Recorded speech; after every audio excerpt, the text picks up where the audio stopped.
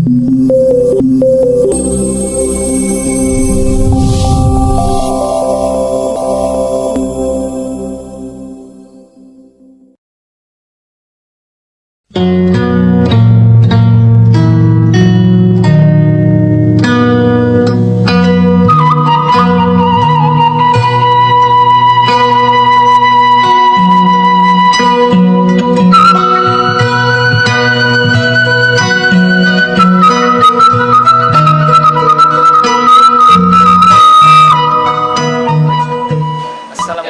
warahmatullahi wabarakatuh. Perkenalkan, saya Iman Taufik, salah satu mahasiswa PPG dalam jabatan kategori 1 gelombang 2 di Universitas Galuh Kabupaten Ciamis, Prodi Pendidikan Bahasa dan Sastra Indonesia. Pada kesempatan kali ini, saya akan melaksanakan praktik pembelajaran dalam rangka uji kinerja UKM PPG tahun 2023 dengan materi menyusun cerita pendek dengan memperhatikan unsur-unsur pembangun dengan menggunakan model PJBL atau Project Based Learning. Untuk lebih jelasnya silahkan disimak video berikut ini. Kepada Bapak Ibu dosen penguji, saya memohon kritik dan sarannya agar proses pembelajaran berikutnya lebih baik lagi. Terima kasih. Wassalamualaikum warahmatullahi wabarakatuh.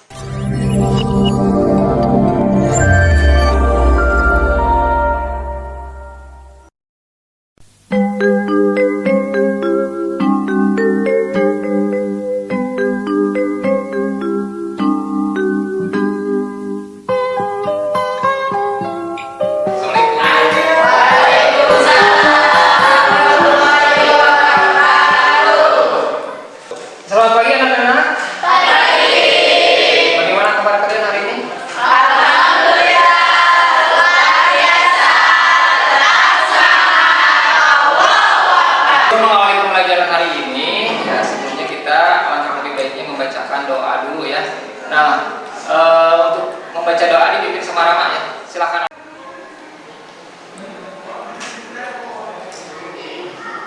Selesai, ucapkan salam. Assalamualaikum warahmatullahi wabarakatuh.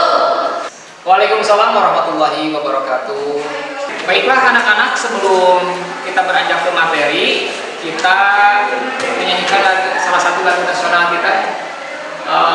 Untuk semua yang ada di sini, disilakan untuk berdiri untuk menyanyikan salah satu lagu nasional.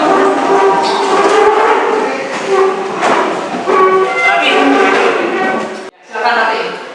Hiduplah Indonesia Raya. 2. Indonesia tanah airku, tanah tumpah darahku. Di sanalah aku berdiri, jadi pandu ibuku. Indonesia kebangsaanku, bangsa dan tanah airku. Marilah kita berseru, Indonesia bersatu. Hiduplah tanahku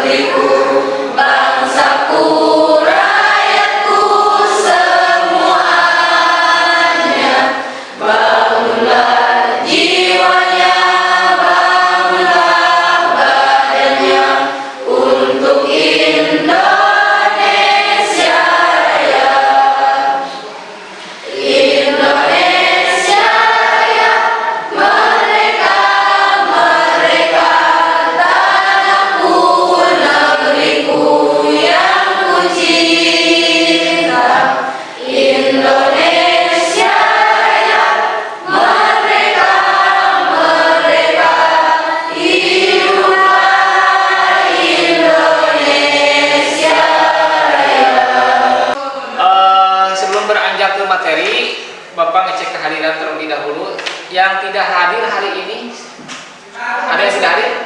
Tidak Alhamdulillah ya, untuk yang hadir hari ini semoga di hari-hari berikutnya kalian tetap rajin, karena modal untuk pembelajaran untuk lebih baik lagi ya utama kita harus lebih rajin. Itu modal utama ya untuk belajar itu adalah rajin ya, karena rajin pangkal pandai. Betul sekali ya, rajin itu pangkal pandai. Kita sebelum beranjak ke materi yang hari ini akan kita bahas, Bapak ingin bertanya sama kalian, masih ingat gak materi di minggu yang lalu berkaitan dengan materi menganalisis unsur-unsur intrinsik? Siapa di sini yang mau memaparkan pengalaman berkaitan dengan menganalisis unsur intrinsik? Maka saya ingin menjelaskan. Oke, baik, silakan. Dalam menyusun cerpen ada unsur-unsur tertentu yang harus kita pergunakan, yaitu ada dua, unsur intrinsik dan unsur ekstrinsik. Unsur intrinsik adalah faktor dalam dan ekstrinsik adalah faktor luar. Baik, terima kasih. Nah, nanti tadi kan Neng sudah menjelaskan bahwa dalam cerpen itu ada dua unsur yang perlu kita ketahui. Yang pertama ada unsur intrinsik, unsur yang berada dari dalam atau unsur yang membangun karya sastra itu sendiri. Kemudian ada unsur ekstrinsik. Unsur apa? Unsur luar. Nah, sekarang siapa yang mau memberikan contoh nih unsur intrinsik yang berada di dalam karya sastra itu? Di antaranya apa saja? Ini dari kelompok ini siapa? Unsur intrinsiknya ada tema, alur, latar, tokoh, penokohan. Sedangkan unsur ekstrinsiknya adalah dari luar cerpen itu sendiri. Oke, dari luar cerpen itu sendiri. Baik, terima kasih untuk pemaparan yang disampaikan oleh Winda maupun dari Marlina tadi mengenai materi minggu lalu berkaitan dengan unsur-unsur intrinsik ya. Ada ekstrinsik juga. Nah, hari ini sebelum kita beranjak ke materi, kita akan sedikit melihat tayangan di sini berkaitan dengan motivasi. Kenapa nih motivasi ini perlu sekali ya? Karena kadang-kala kita dalam kegiatan pembelajaran itu selalu menemui hal-hal yang apa ya, maksudnya kadang semangat kita menurun, kadang naik atau bahkan sebaliknya. Nah, ini yang tentunya setidaknya kita harus bagaimana caranya mengantisipasi hal-hal tersebut. Nah, oleh karena itu kita simak terlebih dahulu tayangan berikut ini. Halo sahabat Bahagia Studio, berjumpa lagi di sesi cerita inspiratif kehidupan. Kali ini kami akan bercerita mengenai hikmah yang bisa kita ambil dari sebuah botol. Sebelum menonton, jangan lupa like dan subscribe channel ini ya. Kan dengan fisik yang berbeda-beda, keluarga yang berbeda, saya dengan bentuk yang berbeda juga. Ada yang tinggi, ada yang pendek, ada yang berkulit putih, ada juga yang berkulit merah. Jika kita memiliki karakter yang tahu bekerja sama, jujur, tulus, bekerja keras, atau menyerah, maka nilai diri kita juga akan menjadi tinggi dan orang-orang pun Barusan kita sudah menyimak tayangan video ya berkaitan dengan motivasi. Nah, oleh karena itu di antara teman-teman di sini ada nggak yang mau menyampaikan kira-kira kesimpulannya apa sih video motivasi yang baru saja kita tonton? Tapi silakan. Kalau menurut sudut pandang Rati sendiri, melihat video yang tadi Bapak perlihatkan, untuk karakter hidup kita di dunia ini kita yang tentukan sendiri gitu. Jadi untuk tadi pengibaratan botol yang sederhana gitu ya Pak, dari air gitu. Jadi jangan kita terlihat baiknya itu dari luar aja, tapi dalamnya harus diisi sama hal-hal yang berkualitas juga gitu. Oke, buat baik. ningkatin value diri. Oke, tepuk tangan dulu.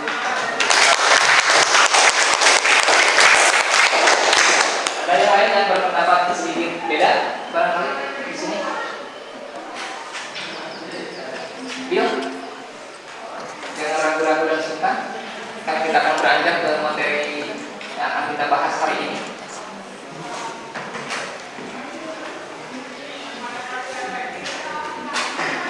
Oke, karena tadi Rati sudah menjelaskan ya kesimpulan dari video ini bahwasanya kita itu sama sebenarnya ya. Semua orang itu sama, memiliki kapasitas yang sama seperti botol tadi gitu ya. Mereknya, bentuknya sama kan botol gitu. Tetapi ketika diisi dari botol tersebut berbeda, maka kualitas kita pun akan berbeda seperti itu. Jadi isilah botol tersebut dengan hal yang berkualitas yang pada akhirnya nanti akan mengangkat nilai yang ada pada si botol tersebut gitu ya.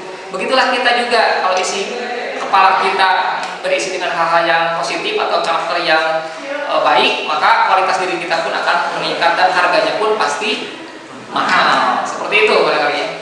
Oke, cut. Satu. Nah, kita hari ini pembelajarannya itu menyusun cerita pendek seperti yang pernah Bapak janjikan di minggu kemarin. Kemarin kan kita sudah mempelajari tentang menganalisis unsur-unsur intrinsiknya cerpen. Nah, sekarang kita lebih kepada bagaimana cara kita menulis karya dalam bentuk cerpen atau cerita pendek. Nah, di sini kita tayangkan sedikit, namun sebelum ke sana, Bapak memberikan mengenalkan tujuannya apa sih yang akan kita peroleh di sini, gitu ya. Tujuan untuk pembelajaran hari ini bisa kita lihat di depan. Yang pertama, ketika kita sudah memahami pembelajaran ini, tujuannya itu merumuskan topik cerita yang akan dikembangkan menjadi cerita pendek. Yang pertama, tujuan dari pembelajaran hari ini adalah kita harus mampu merumuskan topik cerita menjadi sebuah cerita utuh. Kemudian yang kedua, menyusun cerita pendek dengan memperhatikan unsur-unsur membangun cerita pendek itu sendiri. Jadi intinya gini, setelah kita merumuskan topik, kemudian kita menyusun secara utuh dari topik tersebut sehingga menjadi cerpen yang dapat dibaca oleh khalayak, gitu ya. Maksudnya cerita yang utuh, cerita yang tidak terdiri dari perangkat saja, tetapi membentuk cerita yang benar-benar bisa dibaca oleh orang banyak. Nah, ini tujuannya. Jadi tujuannya ada dua. Yang pertama merumuskan topik, kemudian menyusun. Setelah dirumuskan topiknya baru disusun menjadi sebuah cerita yang utuh. Kemudian manfaat yang akan kita dapatkan atau benefit dari kegiatan menulis ini, kata Brandon di sini bisa dibaca ya. Yang pertama, ketika kita belajar menulis ternyata kita dapat terangsang. Kemudian model dan metode yang Bapak gunakan pada pertemuan hari ini yaitu menggunakan PJBL dan metode picture in picture. PJBL itu project based learning.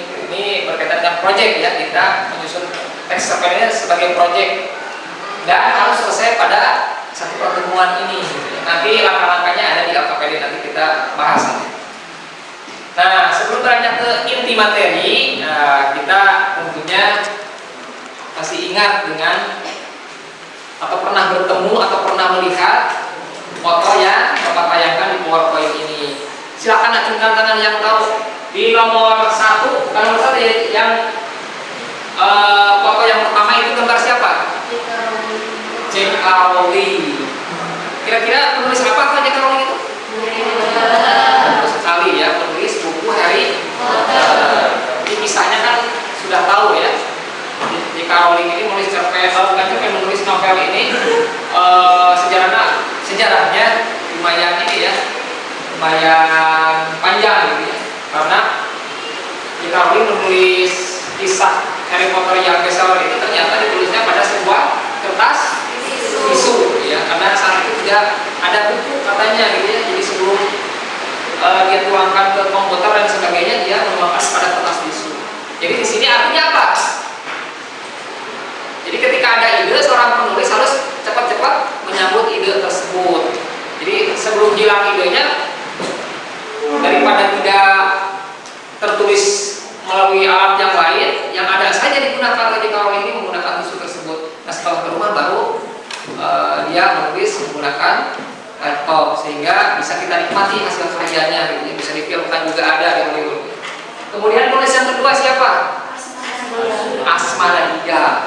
Ini sama juga wanita-wanita yang menginspirasi sekali dalam dunia kepenulisan, yang itu dari luar negeri, yang ini intinya dari kalimat ini itu bermaksud seperti ini. Karena kita bukan siapa-siapa, bukan orang hebat sekalipun, bukan anak ulama besar, bukan anak pejabat, tapi kita ingin mensejajarkan diri menjadi seorang yang ya setidaknya orang yang dipertaruhkan, diperhitungkan di lingkungannya, maka kita harus menulis, gitu kata Imam Al-Ghazali. Jadi menulis itu bagian dari aktualisasi diri. Lanjut ya. Nah, jika kita tidak menulis, maka kita silakan dicerna saja maknanya seperti apa. Kita lanjut lagi. Menulis adalah berkarya, berbagi, dan konsentrasi. Hidup kita di dunia ini adalah sebentar. Istilah kita meninggalkan karya-karya tentunya sama halnya dengan meninggalkan jejak. Lanjut, kita ice breaking dulu ya. Ya, untuk ice breakingnya biar semangatnya masih ada, ini karena kelihatannya ini sudah layu seperti bunga dalam jambangan, maka akan saya kucurkan air kehidupan itu biar kalian nampak kembali sebagai bagian berdiri ya.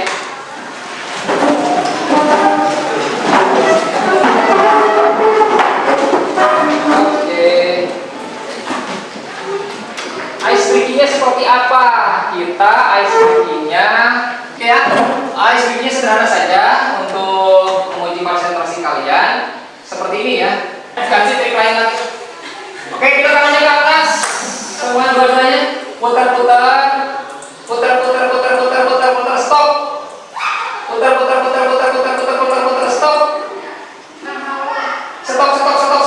Stop. Sekali lagi, putar, stop. Stop.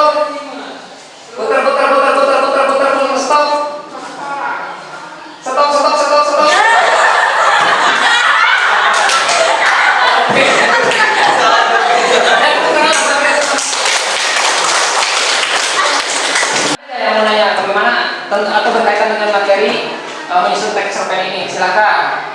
Gimana Bill? Ada ketentuan khusus nggak buat nulis?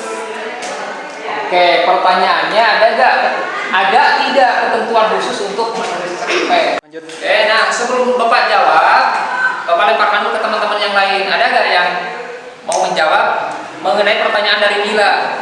Katanya ada tidak ketentuan khusus untuk menulis cerpen dari kelompok ini? Silakan Lasmi. Ada? Tidak ada. Kata Lasmi tidak ada. Sebentar ada. Nah teman yang lain ada nggak yang tidak sependapat? Ada nggak ketentuan dalam menulis cerpen khusus gitu? Ada Gimana nih? jumlah kata. Jumlah kata. Oke, itu salah satu ketentuan khusus. Biasanya minimalnya berapa? Minimal 500 kata Sampai? sampai 1000. Ada bahkan lebih dari 1000. Oke, itu ya, salah satunya ada ketentuan. Ternyata ada ketentuan dari dihitung dari jumlah kata, biasanya minimal dari 500 sampai 1000 ke atas, tapi tidak lebih dari panjangnya sebuah novel gitu ya. Masih di bawah novel karena judulnya juga sangat cerpen, cerita pendek. Oke, ada yang tahu lagi nggak ketentuan lainnya dalam menulis cerpen? Bahasa, bagaimana bahasanya? Menurut Sela, gimana Sel? Bisa formal dan bisa non formal. Ya, menurut Sela katanya bahwa ketentuan berikutnya adalah dilihat dari bahasanya, bisa menggunakan bahasa formal maupun non formal. Ada yang lain lagi? Ketentuannya itu baru 2 ya.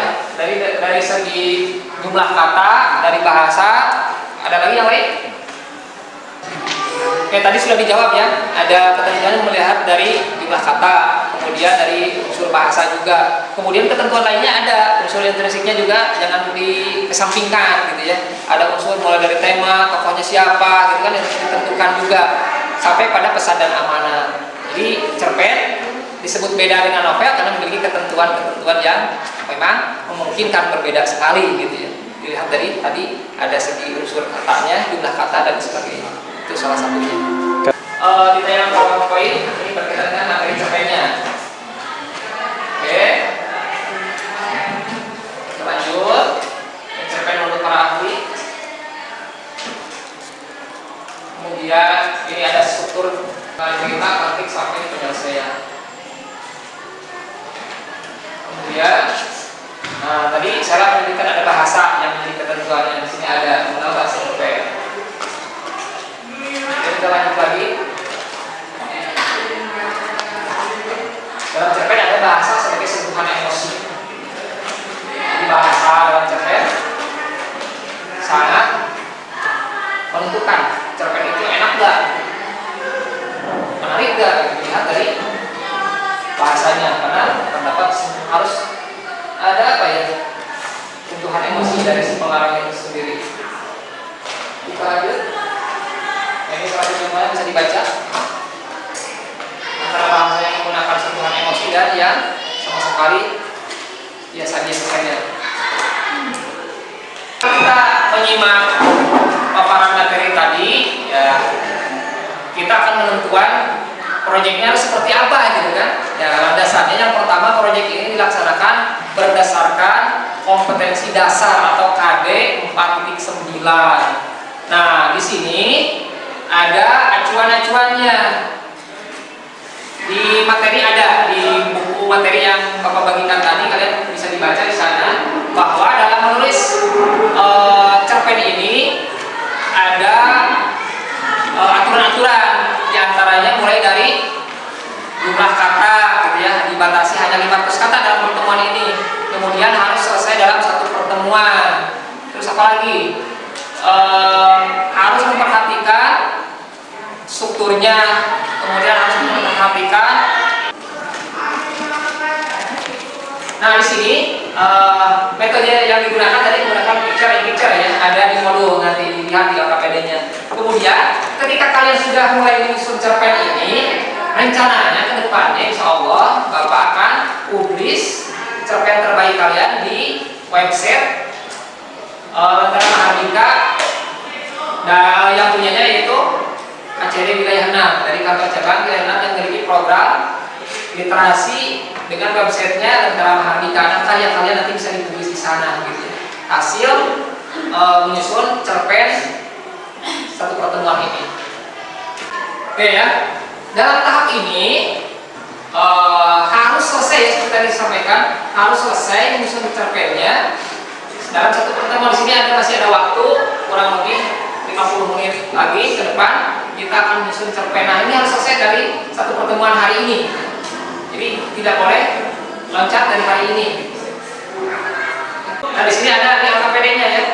Tadi sudah disampaikan aturan-aturannya dalam menyusun cerpen hari ini. Di sini bisa dibaca ya. Di langkah pertama sampai langkah 8. Metodenya yang digunakan itu picture in picture. Nah, ini panduannya ada di LKPD.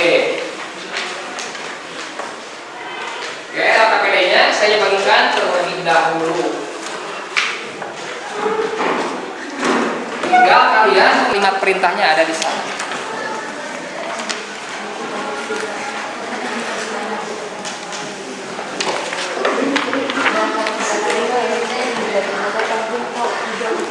Silahkan kalian baca LKPD-nya dan kerjakan sesuai perintahnya.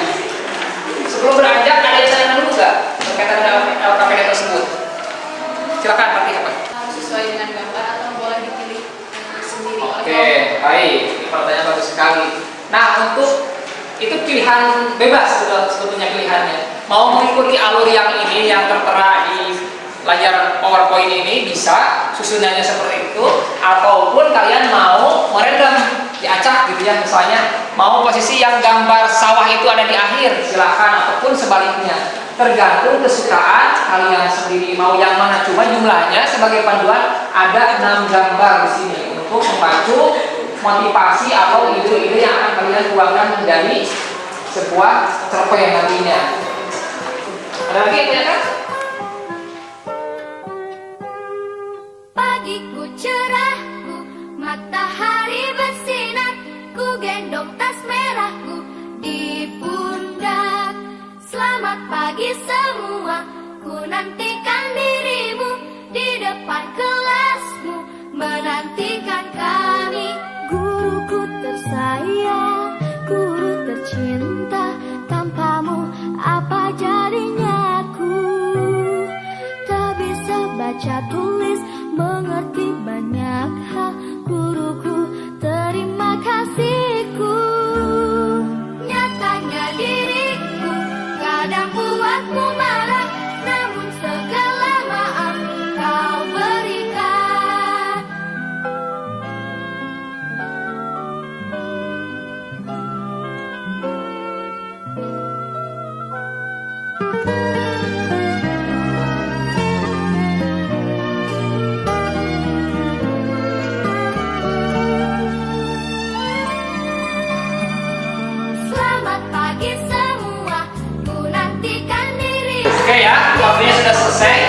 Nah, ini sampai selesai saja. Sudah menghabiskan waktu hampir kurang lebih 50 menit. Tadi kalian mengerjakan yang KPD menyusun cerita pendek berdasarkan gambar yang ada di LKPD tersebut. Nah, untuk itu karena kita ingin tahu, cuma memang di sini kita tidak bisa menampilkan semuanya karena terbatas oleh waktu.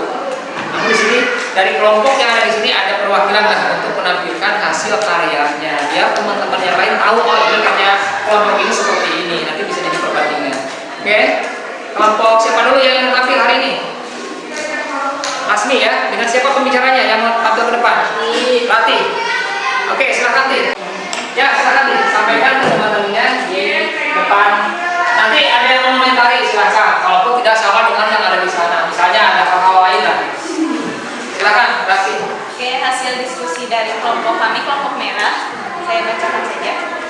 Hijau kuning yang bersyukur, judulnya. Hijau kuning yang begitu indah, burung-burung kecil terbang ke sana kemari. Angin berhembus tak terlalu kencang, tak sekencang angin di pantai. Datang dan mengaduk pepohonan, sedikit saja, seperti di sini. Ia menyapukan lelah dan penat yang berserakan di benak pikiran akibat aktivitas seharian. Kualihkan pandangan pada hamparan padi-padi yang sudah tampak mencapai umur matang. Mungkin beberapa minggu lagi padi-padi itu siap dipanen. Terlihat dari kejauhan ada sekelompok wanita di tepian sawah. Mereka memakai topi kerucut yang terbuat dari anyaman bambu. Mereka tampak seperti sebuah keluarga. Sangat hangat kebersamaan mereka, diiringi dengan tawa. Sang fajar sudah siap untuk menutupi hari lelah itu. Begitu banyak yang telah melewati hari ini.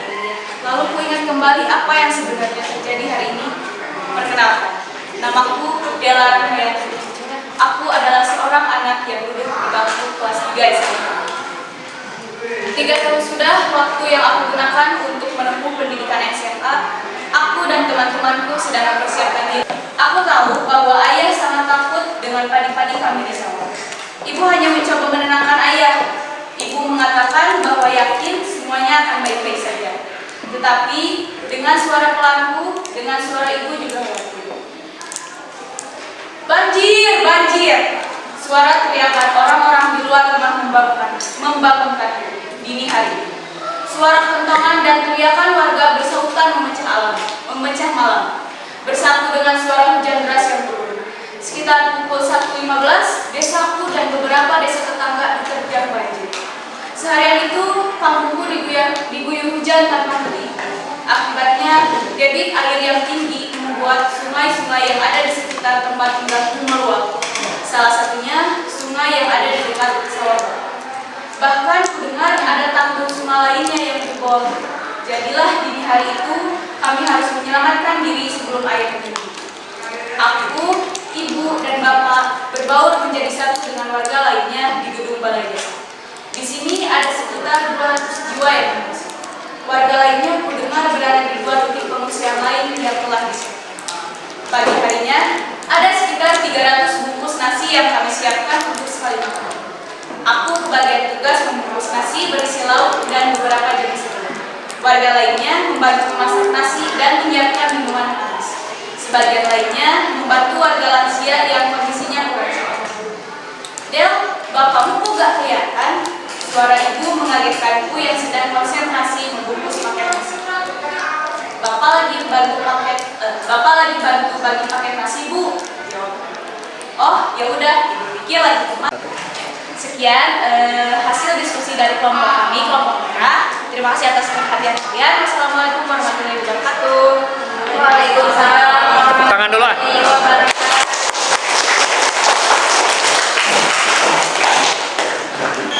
Komentarnya nanti keseluruhan nanti ya. Kita lanjutkan ke penampil berikutnya dari kelompok warna hitam tadinya. Perwakilannya Rama ya, warna hijau tadi betul. Silakan Rama untuk ke depan menampilkan hasil karya cerpennya ya. Nanti sebutkan dulu judulnya apa. Dan teman-teman yang lain simak seperti tadi pemaparan dari Ratih. Assalamualaikum warahmatullahi wabarakatuh. Waalaikumsalam warahmatullahi wabarakatuh. Di sini saya akan membacakan hasil diskusi membuat cerpen dari kelompok kita Bagas sang anak rantau. Namaku Bagas, seorang anak lelaki yang kehilangan impianku untuk berkuliah karena harus bekerja demi memenuhi kebutuhan hidupku. Juga ibuku, ayahku meninggal dunia saat gempa yang menempa kampung kami. Ayahku adalah korban bencana alam.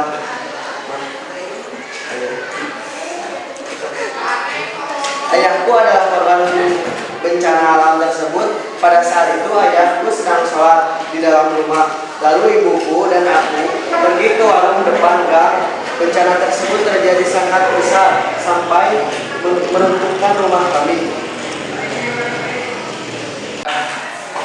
Usaha kami pun berjalan dengan baik hingga mampu memperkerjakan orang. Beberapa tahun kemudian aku dan istriku dikaruniai 2 anak hingga aku bersama keluarga kecil pun hidup damai serta berkecukupan. Sekian presentasi hasil diskusi kelompok kami. Wassalamualaikum warahmatullahi wabarakatuh. Waalaikumsalam. Oke, baik, terima kasih untuk penampil terakhir ini ya, dari tadi mulai ada Rati, Lasmi, kemudian ada Sela, Megida, dan ini terakhir ada kelompok Rama ya, menyangkut hasil menyusun cerpen berdasarkan picture ya, atau dari gambar ini dengan susunan yang mereka buat sendiri. Nah, tadi luar biasa hasilnya. Yang pertama tadi judulnya yang disampaikan Rati berkaitan dengan bersyukur, ini luar biasa sekali, betul kan ya teman-teman? Ya, bisa disimak kan karena bagaimana kondisi seorang anak di saat kondisi di dalam lingkungannya atau di keluarganya ya kehilangan siapa tadi, kehilangan orang tuanya akibat banjir bandang misalnya tadi kan. Ini Rasmi itu banjir, walaupun memang gambarnya ke bencana alam, tapi sebetulnya sama saja berkaitan dengan bencana bebas gitu. Kemudian yang Rama sampaikan tadi berkaitan dengan seorang tokoh yang namanya Bagas, sama juga berkaitan dengan bencana alam, itu lebih cenderung hampir sama dengan gambar ini ya, berkaitan dengan bencana alam gempa bumi gitu ya. Apalagi di Kabupaten Cianjur setelah terjadi bencana alam kan, sebetulnya kalau kita mau menggali ide itu tidak mesti harus jauh sebetulnya. Nah, ini pun bisa jadi bagian dari acuannya, atau kondisi di Cianjur kemarin gempa tersebut bisa menjadikan sebuah ide yang bisa kita sampaikan, bisa saja sebagai doa kita agar para korban di sana bisa bersabar melalui tulisan cerpen tersebut. Oke ya, refleksinya untuk hari ini kita urutkan kembali ya ingatan kita. Di awal dari minggu kemarin kita sudah belajar menganalisis unsur intrinsik dan ekstrinsik cerpen, yaitu penting sekali untuk kita kaji gitu, bagaimana unsur-unsur yang terkandung di dalam cerpen itu sendiri. Kemudian ketika kita menyusun cerpen, tadi apa yang perlu kita perhatikan? Yang pertama, kita harus memahami terlebih dahulu adalah bagaimana sih struktur cerpen itu sendiri. Itu terdiri dari bentuknya kalau digambarkan seperti piramid kan, mulai dari orientasi sampai puncak klimaks sampai turun lagi menjadi resolusi atau penyelesaiannya. Itu harus kalian perhatikan ketika menyusun cerpen. Kemudian sebelum menyusun cerpen, setelah memahami strukturnya, kita pahami juga bahasa-bahasanya. Nah, ini dalam bahasa cerpen memang sedikit berbeda dengan karangan-karangan ilmiah atau karangan-karangan lainnya seperti eksposisi gitu ya, teks prosedur, argumentasi. Nah, teks cerpen justru berbeda di sini karena berkaitan dengan karya sastra. Oleh karena itu, di dalam menyusun cerpen yang perlu kita perhatikan ketika kita mau menuangkan ide apa gitu. Seperti yang ada dalam acuan LKPD tadi, yang pertama kan harus kita menentukan topik. Yang pertama harus kita cetuskan adalah topik. Topik apa sih yang mau kita tuliskan atau kita tuangkan? Setelah kita dapat topiknya, apalagi menggunakan pemantik gambar ini, contohnya tadi kita sudah ada pemantiknya berkaitan dengan bencana alam misalnya. Kemudian kita tentukan tokohnya, yang berperan di sana siapa? Tokoh utamanya maksimal 2 saja tokohnya, jangan lebih dari 2 karena ini bukan novel ya. Kalau novel lebih kompleks lagi. Nah, ini bisa ditentukan dari tokohnya. Tadi ada namanya tokohnya Bagas, kemudian ada tokohnya Ade. Kalian sudah mampu menentukan tokoh di sini. Setelah menentukan tokoh, langkah berikutnya apa? Membuat kerangkanya. Kerangkanya seperti apa? Kalau kita mengacu pada gambar pemantik ini, kerangkanya ada 6 misalnya, karena gambarnya ada 6. Misalnya kerangkanya yang pertama tadi yang disampaikan Rati ada situasi dengan bulir-bulir padi yang menguning, gitu kan? Itu kan kerangka outline-nya. Kemudian yang berikutnya ada gambar tangan, misalnya ada sepasang kekasih, gitu. Kemudian memiliki keluarga seperti keluarga berencana di sana, ya. Itu kan menjadi bagian-bagian dari outline yang nanti akan kalian kembangkan menjadi sebuah cerita utuh sampai pada tahap terakhir ada lubang kubur. Kemudian sebelumnya ada reruntuhan rumah yang ada orang tua sedang berdoa dan anak berjualan cobek. Itu jadi kerangka-kerangka penting yang pada akhirnya akan kalian urutkan menjadi sebuah cerpen utuh. Itu jadi menulis cerpen itu setidaknya menggunakan metode ini. Kalian bagaimana, lebih mudah atau lebih susah? Lebih mudah. Kenapa? Oke, karena sudah dipandu oleh gambar-gambar tersebut, sehingga ketika menyusun cerpen atau outline cerpen tersebut kerangkanya sudah jelas, gitu ya. Walaupun outline di sini bukan sifatnya seperti membuat novel, maksudnya hanya pengingat saja. Ketika kerangkanya seperti ini, nanti outline-nya mah dihapus, gitu ya. Tidak mesti dicantumkan seperti bab-bab yang ada di dalam novel, gitu. Itu hanya cara kita agar kita menyusun cerpen itu bisa dengan mudah karena menggunakan outline dan pemantiknya adalah gambar-gambar ini. Itu ya. Untuk berikutnya, untuk pengayaan barangkali untuk teman-teman yang lain pun sama, kalian di rumah boleh atau disilahkan untuk meminjam buku di perpustakaan berkaitan dengan buku-buku yang berkaitan dengan cerpen, gitu ya. Seperti buku antologi cerpen kalian pinjam, kalian baca di rumah, karena literasi ini sangat penting. Karena seorang penulis tanpa membaca terlebih dahulu, maka dia akan stuck, gitu ya, akan berhenti ketika mau menulis, akan kehilangan ide, kehilangan kosakata dan lain sebagainya karena memang pengalaman membacanya minim. Oleh karena itu, maka Bapak tugaskan kalian untuk minimal meminjam satu buku antologi cerpen itu kalian baca di rumah. Selanjutnya, untuk yang sudah mampu menulis cerpen ini, kalian tingkatkan lagi menulis cerpennya. Lihat dan baca karya-karya orang lain, gitu ya. Seperti tadi membaca antologi cerpen, kalian bisa jadikan sebagai referensi ketika kalian mau menulis cerpen berikutnya. Ya, untuk rencana pertemuan di minggu berikutnya, kita akan mempelajari mengenai materi ceramah atau pidato ceramah. Pidato ceramah itu pidato bersifat apa, Des? Bersifat religi, kan, berkaitan dengan hal-hal yang keagamaan, betul sekali. Nanti akan kita bahas di pertemuan berikutnya. Nanti kalian silahkan baca-baca dulu materi tentang metode, mulai dari metode pidato dan lain sebagainya berkaitan dengan pidato ceramah atau pidato khotbah, gitu. Nah, barangkali cukup sekian ya untuk pertemuan di minggu ini atau di hari ini berkaitan dengan unsur teks cerpen dengan tetap memperhatikan unsur-unsur pembangun. Barangkali Bapak ucapkan terima kasih sebelumnya kepada kalian yang saat ini masih antusias untuk mengikuti pembelajaran ini. Mudah-mudahan kedepannya kalian bisa lebih mengembangkan dan termotivasi